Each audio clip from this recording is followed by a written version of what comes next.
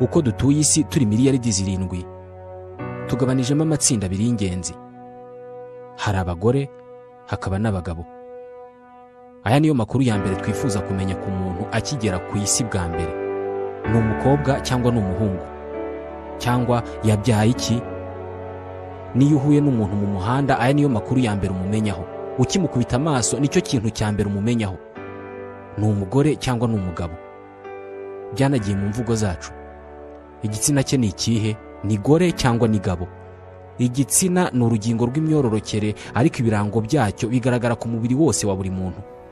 Uyu munsi muri miliyaridi 7 na miliyoni 707 dutuye isi, abagabo ni miliyaridi 3 na miliyoni 887, mu gihe abagore ari miliyaridi 3 na miliyoni 819. Nitwa Ismael Mwanafunzi. Ukurikije ubumenyi bwa siyansi ku miterere y'umuntu, kuba umugore bivuze iki? Kuba umugabo byo bivuze iki? Uyu munsi isi irimo kurwana no kwibutsa abantu ko twese abagabo n'abagore dufite uburenganzira bungana kuri iyi si. Ariko ni gute imyitwarire ishingiye ku mico yacu igira uruhare mu kudusumbanya kandi bitari ngombwa? Buri wese muri twe azi neza niba ari umugore cyangwa se ari umugabo, umuhungu cyangwa umukobwa, ariko duteye ku buryo buri wese yifuza kugaragaza ubugabo bwe cyangwa se ubugore bwe, kandi buri wese avukana iyi migirire. Buri ruhinja rugeze ku isi, yaba umukobwa cyangwa umuhungu, bisa naho ako kanya akigera ku isi ahita ahitamo uruhande aherereyemo. Bisa naho yari umukobwa ahita atangira kugira imyitwarire y'abakobwa, umuhungu nawe agahita atangira kugira imyitwarire y'abahungu, nubwo kenshi bose baba basa, barira kimwe, nta n'ikindi wabatandukanyirizaho utarebye imyanya y'imyororokere yabo. Mu biranga abagore n'abagabo tubona buri munsi, ni bingahe bifite inkomoko imbere mu miterere yabo?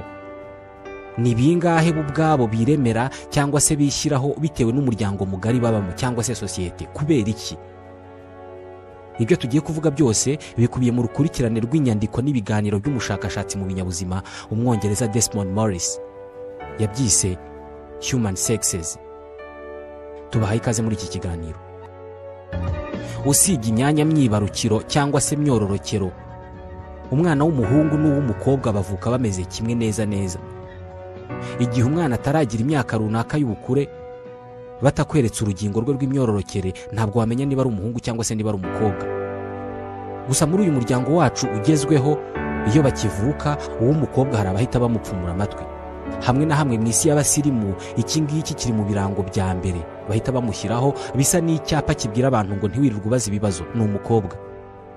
Isi ubwayo yakoze ku buryo itangira gushyira itandukaniro hagati y'umukobwa n'umuhungu ahagana mu myaka 12 na 13, ubwo baba batangiye kuba ingimbi n'abangavu, ari nabwo bitandukanya, buri wese agatangira kugira ibimenyetso byihariye.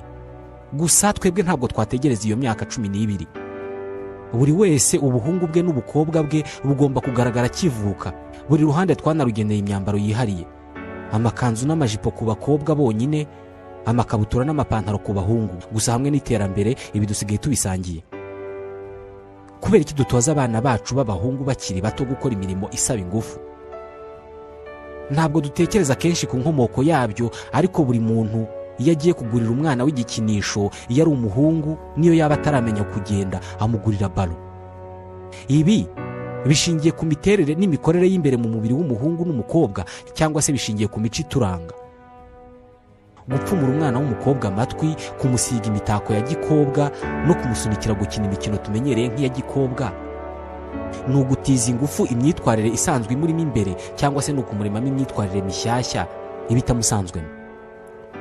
Umwana muto w'umuhungu iyo akina yurira ibiti n'ibikuta, asimbuka imikingo, aba arimo kongerera ingufu imiterere imusanzwemo, cyangwa se ni ibintu bishya aba arimo kuvumbura nk'umuntu mushya ku isi. Urebye imyitwarire y'utwana duto tw'uduhungu n'imyitwarire y'utwana duto tw'udukobwa, ushobora kwibaza ikibazo kimwe: sosiyete cyangwa se umuryango mugari uramutse uretse aba bana, ntubashyiremo amahame yawo ngo y'uburyo umukobwa yitwara n'uburyo umuhungu yitwara, bazakura bitwara kimwe? Nibyo, mu buryo natwe tudatekerezaho kenshi, abana bacu iyo bakiri bato tubasunikira kugaragaza aho baherereye. Buri mwana tumusunikira kwerekana uwo ari we buri gihe, ni umuhungu cyangwa ni umukobwa. mu buryo tudatekerezaho cyane. Abana bacu niba ari umuhungu tumusunikira buri gihe kugaragaza ko ari umuhungu koko, niba ari umukobwa tukamusunikira kujya ahora agaragaza ko ari umukobwa. Dore umukobwa yitwara atya, umuhungu yitwara atya. Kugira ngo wumve uhereye mu mizi uburyo imyitwarire itandukanye igitsina gore n'igitsina gabo yatangiye, bigusaba kwinjira mu mibereho y'abantu kugeza amagingo aya batigeze bamenya iby'iterambere twagezeho. Abantu batarebye televiziyo, ntibumve radiyo, ntibakoreshe interineti, rimwe na rimwe batanaraye mu nzu y'amabati cyangwa y'amategura. Nibyo, ku isi hari abantu batararara mu nzu isakaje amabati cyangwa se amategura. Ubwo ibyitwa sima byo ni inkuru bumva nk'amakabya nkuru. Mu mashyamba yo mu majyaruguru ya Cameroon cyangwa se yo mu majyaruguru ya Repubulika ya Demokarasi ya Kongo na Gabon, hatuye abaturage b'ubwoko bwitwa Baka. Muri Kongo babita ababayaka. Ni abantu batuye mu mashyamba, babaho mu buryo bw'umwimerere. Ntabwo bigeze bijandika mu bintu byo kurya amavuta yo mu nganda, amasukari yo mu nganda, cyangwa se ngo batwike amaso yabo bakoresheje urumuri rw'urukorano rwo mu matelefone n'amateleviziyo. Gusa nanone ntabwo ari amahitamo yabo. Ababaka baracyabaho ubuzima neza neza wagereranya n'ubwo abakurambere bacu babagamo kera cyane iterambere ritaraza, bakiba mu mashyamba. Baracyagabana imirimo bakurikije igitsina kandi bakabikorera hamwe nk'icyaro cyose. Mu gihe uyu munsi twebwe turimo kugerageza guhindura imyumvire tukagera aho abagabo nabo bazajya bagira iminsi yabo yo guteka, kwita ku bana no kumesa, ababaka bo barabizi ko abagabo babyuka bakajya guhiga, bakanakora intwaro bifashisha bahiga kubera ko baba mu mashyamba. Abagore nabo barabizi ko akazi kabo ari ukurera abana no gushaka ibyo kurya bitagoye gushaka, nk'ibyo kurya bikomoka ku bimera birimo imboga n'imbuto. Imibiri yacu ikeneye intungamubiri zituruka ku nyama, ariko nanone ikeneye cyane intungamubiri ziva mu mboga n'imbuto. Bivuze ko uruhare rw'umugore n'urw'umugabo mu gutunga imiryango mu babaka rungana. Ibi nibyo bita ubwuzuzanye. Uku niko twabagaho kera tutaragera ku iterambere. Ubu bwuzuzanye mu gutunga imiryango kuri aba bantu bunagendana n'ubwigenge kuri buri ruhande. Mu ishyamba, mu gihe abagabo barimo guhiga, ibyemezo byose bafatira aho ngaho nibo babyifatira hagati yabo. Mu mirima, igihe abagore barimo gukura imyumbati, ibyemezo byose birebana n'icyo gikorwa nibo babyifatira. Usibye iterambere ryabijemo, ubusanzwe mu buryo kamere, mu rugendo rwose twakoze kuva ku bantu bo mu mashyamba batunzwe n'ubuhigi kugeza dutangiye gutungwa na mudasobwa mu miturirwa, abantu babayeho basaranganya ububasha hagati y'abagore n'abagabo aho kugira ngo hagire uruhande rumwe rutsikamira urundi. Ibi byaje kugenda bihinduka nyuma.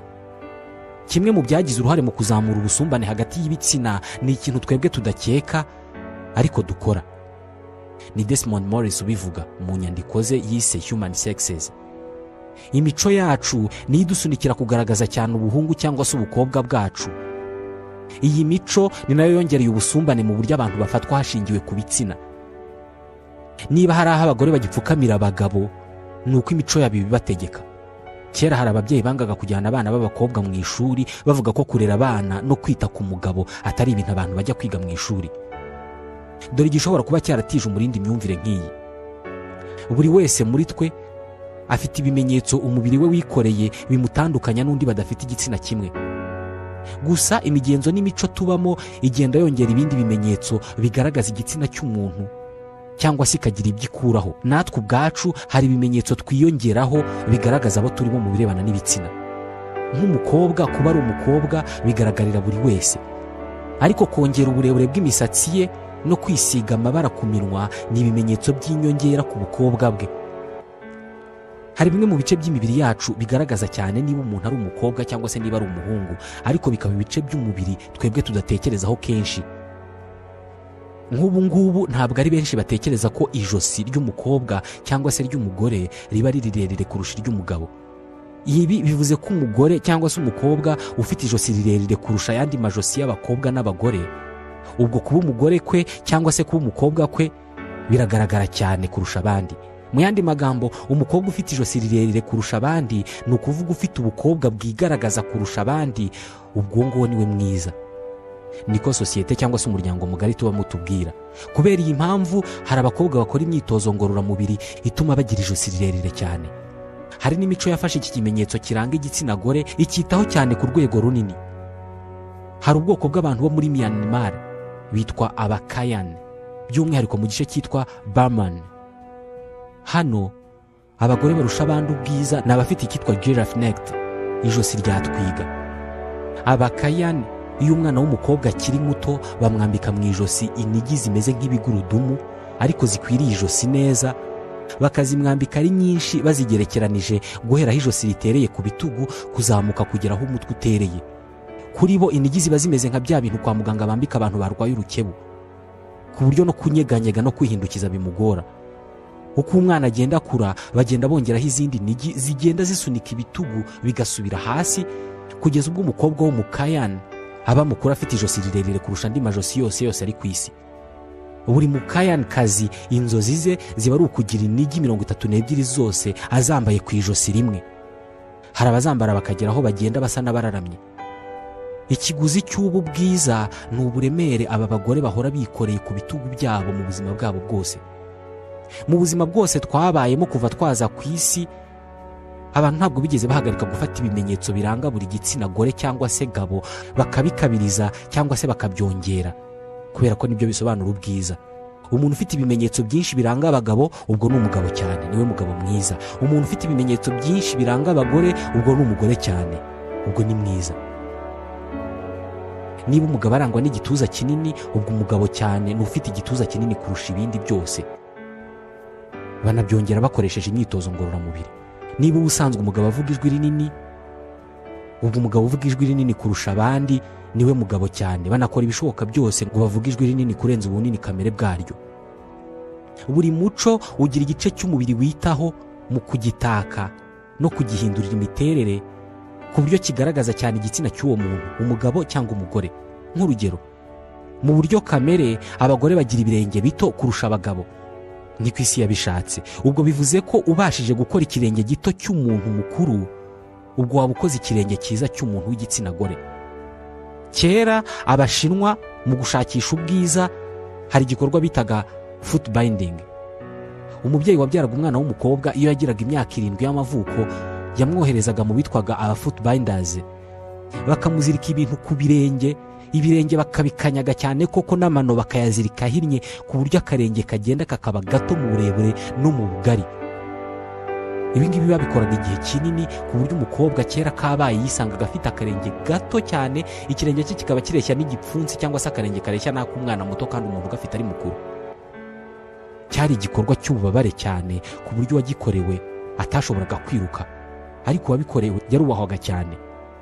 Mu Bushinwa bw'icyo gihe umukobwa ufite ikirenge kinini ntabwo yabaga ari mwiza. Gusa iyi migenzo barayiciye. Nubwo ibi byacitse, uyu munsi hakaba nta mukobwa ugihura n'ububabare nk'ubu ngubu ashaka ubwiza, ariko uyu munsi abantu baracyababara hagamijwe kongera cyangwa se gukabiriza ibimenyetso biranga igitsina cyabo, gender exaggeration. Uyu munsi nabwo abagore bagezweho bahitamo rimwe na rimwe imyambaro ibangamiye imikorere kamere y'umubiri, ariko bakagaragaza cyane ko ari abagore kandi ko ari beza. Hari abagore bambara inkweto zifite talon ipima nka santimetero 30. Umubiri ntabwo waremwe ku buryo uhagarara hagati y'ibitsi n'amano harimo santimetero 30. Ntabwo umubiri ukoze ku buryo mu buryo bworoshye wihanganira ko umuntu ahagarara ku mano mu gihe kirekire. Gusa kubera ko ari inkweto z'abagore kandi zongera isura y'ubugore, zirambarwa. Kororoka k'umuntu umugore akugiramo uruhare rukomeye. Niwe utwita amezi 9 akonsa, bivuze ko amarana igihe kinini n'umwana. Mu gutera imbere kwacu tuva ku kuba abantu ba gakondo badatandukanye cyane n'inyamaswa, duhinduka abasirimu bakoresha internet, baba mu miturirwa, twashyizeho amahame bitari ngombwa ko twirirwa tuyaririmba, ariko ni amahame agaragaza ibimenyetso biranga umugabo mwiza uwo ari we n'umugore mwiza uwo ari we. Ntabwo tujya tubitekerezaho, ndetse rimwe na rimwe twitwara nk'abatabizi, ariko umugabo mwiza ku bantu bose n'ushobora kororoka neza cyane. Ku bagore nabyo nuko. Urebeye inyuma, buri wese muri twe afite uwo yita umugore mwiza uwo ari we n'umugabo mwiza uwo ari we, ariko mu buryo dusa naho tutazi ariko buturimo imbere, buri wese yahitamo umugore cyangwa umugabo ahitamo wujuje ibimenyetso byo kororoka kurusha abandi. Ibimenyetso byinshi abantu bashingiraho bavuga ngo uyu muntu ni mwiza, ahanini biba bifitanye isano n'ubushobozi bwe bwo kororoka. Inyandiko zose za Desmond Morris zigaragaza ko kwijanisha rinini abantu b'igitsina gore bagira iminwa minini. ubwo bivuze ko iminwa ari igice cyo kwitabwaho cyane mu birebana n'ubwiza. Ibi birasa n'ibyumvikanisha impamvu iki gice cy'umubiri kiri mu byitabwaho mu gushyirwaho imitako n'imirimbo mu gushakisha ubwiza. Gusiga amabara ku minwa hagamijwe kugaragaza ubugore cyane nibyo bigezweho mu mico ishingiye ku iterambere ry'abo mu burengerazuba bw'isi, ariko no mu mico yo mu bihugu bidateye imbere iki gice cy'umubiri cyitabwaho cyane mu kugaragaza ubwiza bw'umugore. Muri Ethiopia hari ubwoko bw'abantu bitwa abamarsi. Ushobora kuzabona amafoto yabo. Abagore baho bamwe muri bo bafata ikintu cy'ikigurudumu cy'uruziga gifite nk'umuzenguruko ukubye kabiri w'umunwa wabo, bagakata umunwa wo hasi bakagiseseka muri uwo munwa ugatendera ku buryo urenga kananwa. Bagenda bongera ingano y'icyo kigurudumu bita liplet uko umukobwa agenda akura. Kuba muri uwo muco umugore nk'uwo niwe mwiza. Agaciro k'umugore kagendana n'ingano ya liplet cyangwa se icyo kigurudumu kimuri ku munwa. Niyo agiye gushyingirwa atangwaho ingano y'inkwano bitewe n'uko icyo kigurudumu kiri ku munwa we kingana. Ni igikorwa kibabaza cyane, ariko kubera ko ari abakobwa kandi bagomba kugaragaza cyane ubukobwa bwabo, benshi barabikora.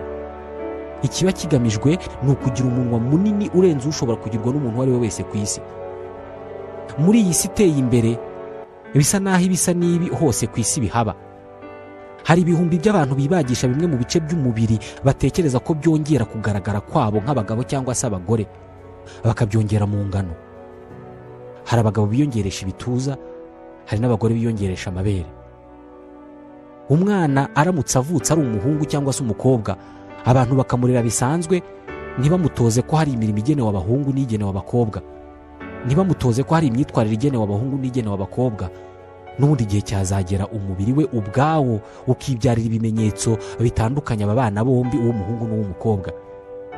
N'ubusanzwe hari ibice by'umubiri umwe aba afite undi atagira. Gusa hari n'ibice by'umubiri abagabo n'abagore bahuje byose bimeze kimwe, ariko imico yacu igakora ku buryo ibishyiramo itandukaniro kugira ngo dutandukane byanze bikunze. Nk'imisatsi, nta tandukaniro na rito riba hagati y'imisatsi y'abahungu n'iy'abakobwa. Ariko abantu kubera ko ari abagabo byonyine bafata icyemezo cyo kutazigera bagira imisatsi myinshi cyangwa miremire. Abandi kubera ko ari abakobwa byonyine bagafata icyemezo cyo kuzagira imisatsi myinshi kandi miremire. N'abafite imisatsi myinshi bose, abagabo n'abagore, bafata icyemezo cyo kuyisokoza bitandukanye kugira ngo batandukane byonyine. Icyemezo cyo kwitandukanya mu misatsi hagati y'abagore n'abagabo, abagabo bakagira imisatsi migufi, abagore bakagira miremire, gifite inkomoko mu bwami bw'abami bw'abaromani. Kera abaromani bagiraga imikino yo gukirana, igakinwa n'abagabo gusa. Kugira imisatsi miremire icyo gihe bwari nk'ubumuga ku muntu ukina uwo mukino. Byari bibi cyane kubera ko uwo mukirana yashoboraga kuyifata akakubabaza bityo akakunesha. Bahereye aho bafata icyemezo cy'uko bitewe n'iyi mikino ndetse n'ibindi bikorwa umugabo agira, adakwiye kugira imisatsi myinshi kandi miremire. Mu mico myinshi y'abatuye isi, imisatsi ni ikimenyetso gikomeye cy'ubwiza. Mu Buhindi, aho abagore bakunze kugira imisatsi miremire nk'ikimenyetso gikomeye cy'ubwiza ku bagore, umugore ufata icyemezo cyo gukata imisatsi ye agasigarana migufi ahita atangira kurebeshwa irindi jisho mu muryango mugari cyangwa muri sosiyete. Ku Muhindekazi, gufata icyemezo nk'iki cyo gukata imisatsi ye ni ikimenyetso cyo kwigumura ku muryango mugari w'abandi. Ni nko kubabwira ati njyewe ngezweho, ndi umusirimu kandi ndigenga. Imisatsi y'Abahindi irazwi ku isi hose ku buryo benshi muri bo bayikata bakayigurisha mu Burayi no muri Afurika kugira ngo abagore n'abakobwa bo muri ibi bihugu bayitereho. Mu yandi magambo, mu burasirazuba bw'isi bakata imisatsi yabo bakayoherereza abo mu burengerazuba bw'isi, bo bakayitera ku mitwe yabo. Mu yandi magambo nanone, iyo umuntu mu Burayi cyangwa se muri Afurika afashe icyemezo cyo kwiteraho imisatsi y'imikorano y'inyongera agamije kuba mwiza cyane, nuko hari undi muntu mu burasirazuba bw'isi uba wafashe icyemezo cyo kuyikuraho, kandi aba bombi babikora bafite intego yo kugaragara neza. Mu yandi magambo nanone, ubucuruzi bw'imisatsi bunyura inzira imwe ku isi hose. Abagurisha ni Abahindi n'Abashinwa, abagura bakaba Abanyaburayi n'Abanyafurika n'Abanyamerika. Mu buryo kamere, imisatsi ntabwo ari ikimenyetso gitandukanye igitsina gore n'igitsina gabo. Umugore n'umugabo bose ubogoshe kimwe, ukabapfuka amasura, ukerekana imitwe yabo yonyine, ntawabasha kubatandukanya. Ni ukuvuga ko iri tandukaniro ari twebwe twaryiremeye. ni twebwe twaryiremeye kandi birakunda cyane ku buryo imisatsi yabaye ikimenyetso cy'ubwiza kugeza n'aho imwe mu mico yahimbye za kirazira zishingiye ku misatsi. Hari amadini atemerera abagore kugaragaza imisatsi yabo. Abagore bagahora bambaye ibitambaro mu mutwe kubera ko iyo imisatsi y'umugore igaragaye bisa naho yambaye ubusa. Gusa twese turabizi ko aba atambaye ubusa. Imisatsi twayihaye agaciro katagira ingano ku buryo ifatwa nk'ikimenyetso cy'ubwigenge n'icyubahiro, bigera ku rwego n'iyo bagufashe bagiye kugufunga uburenganzira bwa mbere bakwambura ni ubw'imisatsi. Babanza kugukuraho umusatsi, bahita bakogosha bakamaraho. Bisa naho kugira umusatsi ku mutwe ari uburenganzira bukomeye cyane tudatekerezaho kenshi. Ku bagore kenshi baba mu burasirazuba bwo hagati, gutwikira imisatsi yabo ntabwo bihagije nk'ikimenyetso gishyirwa ku bagore. Kuri bo buri kimenyetso kigaragaza ko ari abagore kiba kigomba guhishwa. Bambara imyambaro ipfutse umubiri wose kuva ku birenge kugera ku mutwe, bagasiga amaso yonyine, nayo bayasiga kugira ngo abayobore. Amaso reka tuyavugeho. Amaso ni ikimenyetso kikaba n'igikoresho gikomeye cyane mu itumanaho ry'abantu bafite ibitsina bitandukanye. Bitekerezwa ko kurebana mu maso ku bantu bafite ibitsina bitandukanye bafite icyo bahuriyeho cy'amarangamutima ashingiye ku gitsina ari ikimenyetso cyo gukundana cyane no kuba umwe yitaye ku wundi cyane. Twe tuvuga ko barebana akana ko mu jisho. Hari impamvu ikomeye y'ibi ngibi. Mu jisho rya buri wese muri twe harimo imboni. Mu mboni harimo akantu k'akaziga k'umukara gato cyane kuri wa mukara w'ijisho munini dusanzwe tubona. Aka kantu k'akaziga k'umukara bakita pupille mu Gifaransa. Ako kabara k'umukara ntabwo kagira ingano imwe ihoraho. Gafite ingano ihindagurika bitewe n'icyo urebye. Iyo urebye ikintu kikagushimisha, pupille yawe iriyongera mu ngano. Ntacyo bihindura ku mirebere yawe, ariko kariya kabara k'umukara gahita kaba kanini. Abahanga cyane mu itumanaho iyo murimo kuganira akwitegereza muri kariya kabara k'umukara ko mu jisho ashaka kureba niba kiyongera cyangwa se niba kagabanuka mu bunini. Iyo abonye karimo kuba kanini amenya ko uwo muntu yakunze ibyo arimo kureba. Bitewe n'uko amaso ari igikoresho gikomeye cy'itumanaho rikorwa hagati y'abantu babiri bafite ibitsina bitari bimwe, abashakisha ubwiza bayakorera ibintu byose bishoboka ngo abe manini, agire amabara menshi kandi ahindure byinshi mu miterere ya nyirayo. Benshi tubikora tutabitekerejeho, ariko kenshi gusiga amabara y'imitako ku maso biba bigamije kwereka abantu aho bagomba kureba cyane mu maso. Ubwiza n'imitako biraza bikagenda, ariko hari ibintu bibiri umuntu wese wabayeho hatitawe ku muco yakuriyemo cyangwa se yavukiyemo, igihugu yabayemo cyangwa yanyuzemo. Hari ibintu twese duhuriyeho bifite intego yo kugaragaza no gukabiriza igitsina cyawe. Ibyo ni ibimenyetso byose bigaragaza ubuto, ni ukuvuga kuba udashaje no kuba uri muzima. Ni ukuvuga kuba muto mu myaka no kuba uri muzima. Ni ibimenyetso buri wese muri twagira kandi yifuza kugaragaza. Nta muntu n'umwe wabaye ku isi utishimira kuba muto. N'abantu bose bashesha akanguhe hari ibikorwa bakora batabizi ariko bigamije kwigaragaza nk'aho bakiri bato. Nta muntu kandi utishimira kugaragaza ko ari muzima, ko ubuzima bwe ari nta makemwa.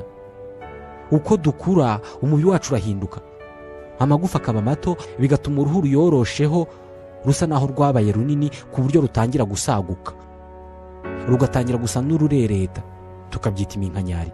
Abashaka cyane kongera kugaragara nk'abato bo mu burengerazuba bw'isi hari ubwo bibagisha uruhu rwabo, aho rugenda rugaragara nk'urutendera, uduce tw'inyongera tugakurwaho rukongera rukabakwira bakaba abajene. Ibi ni ukujya kure. Ntabwo tubitekerezaho kenshi, ariko igikorwa cyo kwiyogosha ubwanwa ku bagabo kiba kigamije kugaragara nk'abakiri bato kurusha uko bangana mu busanzwe. Ni isuku kubera ko abantu bakwiye kugira amasura atuzuye ubwoya, ariko isi yadukoze ku buryo iyo udafite ubwanwa ugaragara nk'aho uri muto. Umugabo umara iminota 10 yiyogosha ubwanwa buri munsi, niba iki gikorwa yaragitangiye agifite nk'imyaka 18 y'amavuko, ubwo azagira imyaka 60 y'amavuko amaze amasaha 2555 y'ubuzima bwe bwose yiyogosha. Ubwo bivuze ko umugabo w'imyaka 60 wiyogosha ubwanwa mu gihe cy'iminota 10 buri munsi, akaba yarabitangiye ku myaka 18, amaze iminsi 106 yiyogosha ubwanwa nta kindi kintu akora habe no gusinzira. Ntabwo ari ibanga ko ari we wese umugabo wogosha ubwanwa agaragara nk'ufite imyaka mike kurusha mu by'ukuri yafite. Hari ikindi kimenyetso abantu bakuru bakora bashaka kugaragaza ubuto. aho uzajya hose ku isi uzasanga abagabo n'abagore bakundana cyangwa se bafitanye umubano ushingiye ku bitsina bakunda gukina imikino ubundi yagakinwe n'abana bato. Hari n'abashobora gukina ubute cyangwa se kwihishanwa. No ku meza hari igihe bagaburirana batamikana, buri wese abikorera undi nk'uko yakabikoreye umwana. Twese twatashye ubukwe turabizi. Buri wese iyo yigaragaza nk'umwana imbere y'undi, byongera igitekerezo cy'uko buri umwe muri bo akwiye kurinda undi. Itandukaniro rishingiye ku gitsina hagati y'abagore n'abagabo ni ryo soko y'imiterere n'imyitwarire yose itandukanye hagati y'aba bantu bombi. Birashoboka ko iyo tutaza kugira umuco wo gutandukanya abagore n'abagabo, tukabareka bagatandukanywa n'ibitsina byabo, ntitubwire abana bacu ko umukobwa yitwara gutya, umuhungu akitwara gutya, birashoboka ko ibimenyetso by'inyuma bibatandukanya bitari kungana uko bingana uku nguku. Gusa siko twabigenje. Ibi bimenyetso by'inyuma twabihaye agaciro gakomeye ku buryo kubihindura byonyine bisa naho wahinduye igitsina. Niba uri umukobwa, ku mubiri wawe no mu myitwarire yawe ugakoresha ibimenyetso ubusanzwe twageneye abahungu, bisa naho uba wahindutse umuhungu byarangiye. Niba uri n'umuhungu bikagenda uko, bisa naho uba wahindutse umukobwa byarangiye. Biranashoboka ko imico twiremeye ariyo yaduteje ibibazo birebana n'ihohotera rishingiye ku gitsina no kutamenya ko twese tureshya. Dusoreje ikiganiro wari uzi ko cyo kuri uyu munsi. Ikiganiro tubashimira kuba mukurikira. Ni ikiganiro cya Radio Rwanda mukurikira buri ku cyumweru isaa 2 za mu gitondo, ku wa kabiri isaa 2 z'umugoroba no ku wa gatandatu isaa 7 n'igice z'amanywa. Nitwa Ismael Mwanafunzi.